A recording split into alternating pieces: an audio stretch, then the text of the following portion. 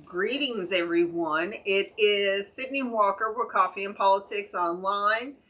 Sorry for the delay. We're giving a recap with City Council. There's been a lot going on with the weather. We didn't have a show today. Supposed to do the bubble run, but the weather delayed it. And when I got the notification, we ended up not being able to do the bubble run today. But that's beside the point. So, this week was really interesting watching City Council, listening to them, by the way, on Wednesday. Big discussion around the police academy. Some of you guys may or may not know that the police have been using a police academy that is outdated. A new one was promised back in 1987, almost 20 years ago. And initially, the academy was slated for $140 million, and it was going to be built at UNT. Bond approved for $50 million back in 2021. So now, the costs have increased to $250 million plus, the overall cost, because there's a gun range that's being included as well. So the academy cost has increased to $227 million from the original $140 million. The additional costs also includes a public safety complex that is going to include a gun range at the Dallas Executive Airport. So, again, the voters back May 2024 passed a bond for $50 million for the cost of the academy to contribute to it. And then the rest was supposed to be privately funded in order to meet the needs of the police department. So some of the contention around this is, we need to do everything that we can to increase the training capacity and also provide world-class, state-of-the-art facilities for our police department, which is true. They do need an upgrade in the facilities, seeing that they were promised one back in 1987. I don't know about you. Quite a few of us were really young back then. So council was really divided on this particular issue, citing that financially this may not be the right time to, fund this additional monies that's being requested, because in addition to the $50 million that was approved by voters in 2024, there's a new bond request for $250 million that will cover the additional costs outside of what's been privately raised for the new police academy at UNT, but also the gun range at the executive airport. So why it was fascinating listening to council deliberate over this. Being fiscally responsible. That was a reoccurring theme, because this is an additional cost to already a constrained budget. As many of you may or may not know, we have a $5 million shortfall on the city budget because of decreased sales tax. So the city gets two pools of money to run all of the activities needed to support the residents and the taxpayers in the city of Dallas: property taxes and sales tax revenue. So if either two goes down there, it's going to cause problems when it comes to the general fund and supporting all of the needs for each city council district, maintenance done on city facilities. And if anybody has been following anything about maintenance and the deference of maintenance, you can look at the Kalita Humphreys building Turtle Creek, Fair Park, and City Hall. So it was really, again, I choose the word interesting to hear the 9 that have voted to proceed with looking at other options to get rid of City Hall and pay rent somewhere forever. To say that this is not the right time to pay for, get additional funds for the police academy. So, Lee Daugherty, I know that you are like, scrap it, vote it down if it makes it to the ballot. Screw the police, they don't need a new academy, yada, yada, yada. Here's where this starts to become an issue for the city of Dallas. So we had 329 new hires, new recruits make it through the police academy. You know, it'll take a year for them to be fully on board, be able to be out in the streets on their own. Woo-doo-woo. We still have quite a few police officers that are retiring. We have about 27% that are eligible for retirement that have reached their 40s, okay? So some of our officers are retiring, you know, before 65, before you think of retirement age. Some are coming back in civilian positions, but the thing is that the retirees are really cutting into the numbers that we're gaining from the new hires. So why is this so important? November of 2024, Prop U was passed. So if we do not get to the magical number of 4,000 officers, that will trigger a lawsuit. Pay increase and hitting that 4,000 number. So we're trying to do, the city is trying to do everything possible to retain officers. A lot of it has to do with the police and fire pension. And let me tell you, so there has been discussion late 2025, early 2026, in order to get the pension in a stable place and allow for officers and firemen that are retired to get COLA. And that's the cost of living adjustment with their retirement benefits. Looking at an $11 billion spread out over 30 years funding plan. I don't know about you, but good grief. I'm sorry. These numbers, I was telling someone earlier that the word billion is becoming to be a regular number with budgets and bonds, and I don't want to get comfortable with the word billion.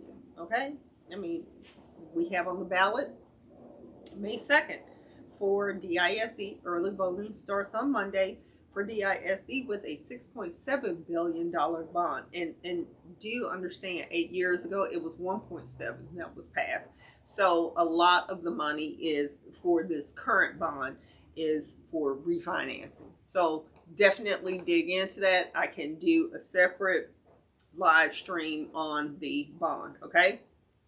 So without this upgraded police academy, which will allow for more officers to be recruited and trained to try to outpace the number of retirees, we could be setting ourselves up to get sued. Why is that so important? Because the city is getting sued left and right almost every day. I remember a gentleman that was at City Council when all of us were there to speak about keeping City Hall and Connect the Core. People were there speaking on tear it down. That there was a young man that says, I'm going to sue you because you have not done the ADA upgrades for City Hall as you promised. So for City Council to sit there and talk about, well, I don't know if we should be funding. I don't know if, we should be doing this. One, ask why did the cost get out of I'm sorry. Why did the cost balloon so? And I guess some of it has to do with the new gun range. But we may have to piecemeal stuff. And nobody wants to hear that. I think the academy is a very important thing. And I'm not saying that the gun range isn't. But one of the concerns that Councilman Bazadula brought up, and he wasn't the only one, that I think Councilman Roth also brought it up, that projects that have been prioritized and slated for, that were put together for the 2024 bond, could potentially get put on hold for a year or two or longer in order to prioritize the academy and the gun range. We need the academy. We need to stave off being sued. And no telling what the amount would be, because, and the cost associated with fighting this lawsuit and not getting the salaries where they need to be, not getting the number of officers where they need to be, not retaining officers and getting the pension in a place where officers don't feel like when it comes time.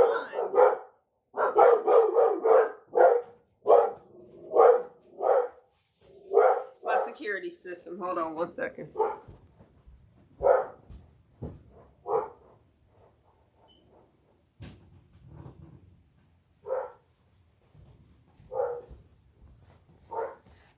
That was the fearless Team Dog for Mayor and the intern working hard to earn their keep in the mayor's house, aka the mama's house. Don't come in here barking. No. No. Okay, so anyway, ma'am. Thank you. So anyway,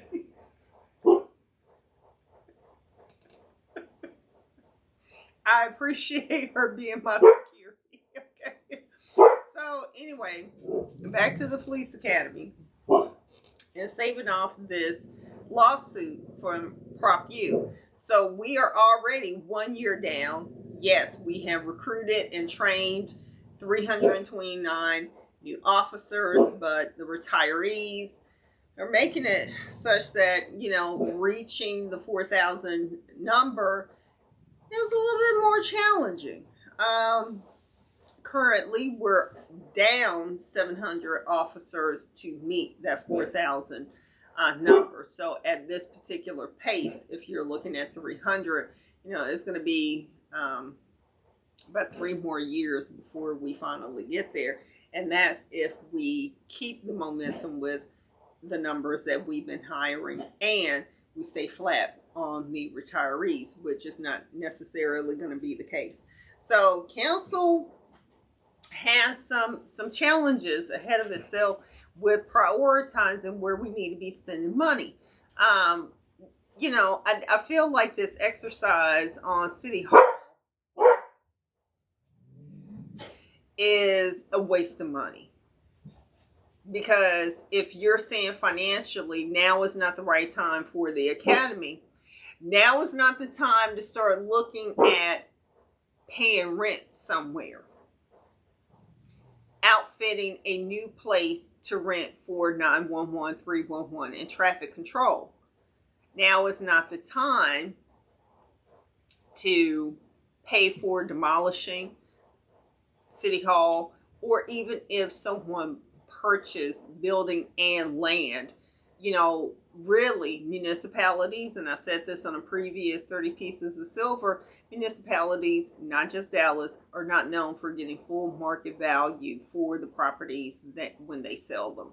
So selling this pay for asset is not going to help with the debt that the city is in, because they still wouldn't obtain enough from selling of City Hall to even pay for the police academy.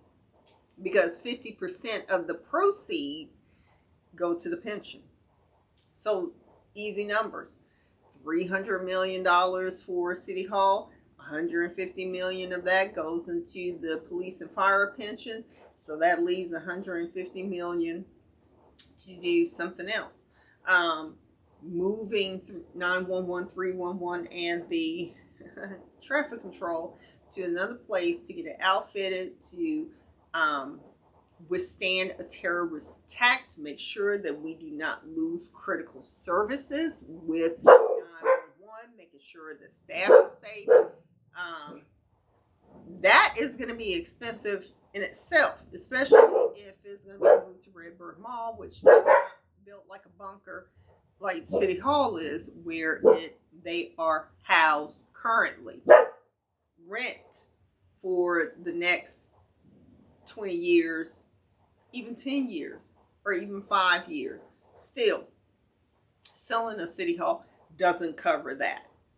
So financially, it doesn't make sense to look at getting rid of City Hall if you're saying that financially it doesn't make sense to give the police a new police academy. So I'm sure there are going to be further deliberations on this. Tuesday, council persons Paula Blackman and Paul Ridley will be having a discussion around City Hall. So make sure that you come out for that. I've been posting where that meeting is going to be held. I will repost it on the page. So just make sure that you're keeping abreast of what's going on. And also, I have great news. Coffee and Politics has a title sponsor, the Glow Chateau. This is a health and beauty company. They have products for both males and females, or men and women, non-binary. Beard care, skin care, makeup. You guys have seen me look fabulous courtesy of the Glow Chateau. These dogs are really getting on my nerves today. Ma'am!